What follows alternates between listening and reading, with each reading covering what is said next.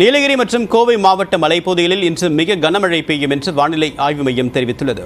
தென்னிந்திய பகுதிகளின் மேல் நிலவக்கூடிய வளிமண்டல கீழடுக்கு சுழற்சியால் தமிழ்நாட்டின் அநேக இடங்களிலும் புதுச்சேரி மற்றும் காரைக்காலில் இடி மின்னலுடன் கூடிய மிதமான மழை பெய்யக்கூடும் என்றும் சென்னை வானிலை ஆய்வு மையம் கூறியுள்ளது. குறிப்பாக நீலகிரி மற்றும் கோவை மாவட்ட மலைப்பகுதிகளில் இன்று மிக கனமழை பெய்யும் என்றும் எச்சரிக்கப்பட்டுள்ளது. மேலும் திருப்பூர், தேனி, திண்டுக்கல், தென்காசி, ஈரோடு, தருமபுரி, கிருஷ்ணகிரி, திருப்பத்தூர், சேலம், நாமக்கல் மற்றும் திருவண்ணாமலையில் கனமழை பெய்ய வாய்ப்பிருப்பதாகவும் வானிலை ஆய்வு மையம் கணித்துள்ளது. இதன் தொடர்ச்சியாக கன்னியாகுமரி, திருநெல்வேலி, தென்காசி, தேனி, திண்டுக்கல், திருப்பூர், நீலகிரி, ஈரோடு, தருமபுரி, கிருஷ்ணகிரி, சேலம், நாமக்கல் மற்றும் கோவை மாவட்ட மலைப்பகுதிகளில் நாளையும் கனமழை நீடிக்கும் என்றும் கூறப்பட்டுள்ளது.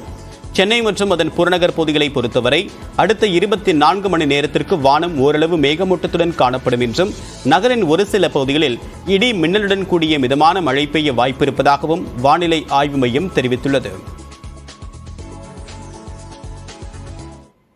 தமிழ்நாட்டில் புதிய ரயில் வழித்தடங்கள், இரட்டை பாதை உள்ளிட்டவற்றை அமைப்பதற்கு போதிய நிதி ஒதுக்குமாறு மத்திய ரயில்வே துறை அமைச்சரிடம் முதலமைச்சர் மு.க.ஸ்டாலின் வலியுறுத்தியுள்ளார். இது தொடர்பாக மத்திய ரயில்வே துறை அமைச்சர் அஸ்வினி வைஷ்ணவிற்கு முதலமைச்சர் மு.க.ஸ்டாலின் கடிதம் ஒன்றை அனுப்பியுள்ளார். அதில் 2024-2025 நிதியாண்டுக்கான பட்ஜெட்டில் தெற்கு ரயில்வே திட்டங்களுக்கு ஒதுக்கப்பட்டிருக்கக்கூடிய நிதி ஏமாற்றம் அளிப்பதாக குறிப்பிட்டுள்ளார். அதே ஆண்டின் இடைக்கால பட்ஜெட்டில் ஒதுக்கப்பட்ட நிதியுடன் ஒப்பிடுகையில் இது மிக குறைவு என்ற வருத்தத்துடன் முதலமைச்சர் மு.க.ஸ்டாலின் குறிப்பிட்டுள்ளார்.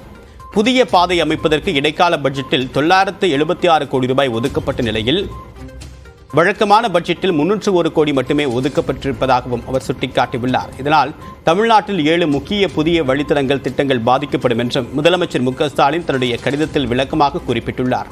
இதேபோன்று இரட்டை பாதை அமைப்பதற்கு இடைக்கால பட்ஜெட்டில் 2214 கோடி ரூபாய் ஒதுக்கப்பட்ட நிலையில் பட்ஜெட்டில் 1928 கோடி ரூபாய் மட்டுமே ஒதுக்கப்பட்டிருப்பதாகவும் முதலமைச்சர் குற்றம் சாட்டியுள்ளார். இதனால் தமிழ்நாட்டில் மிகவும் அத்தியாவசியமாக உள்ள இரட்டை பாதை திட்டங்களை செயல்படுத்துவது நிச்சயம் தாமதப்படுத்தப்படும் என்றும் முதலமைச்சர் சுட்டிக்காட்டியுள்ளார்.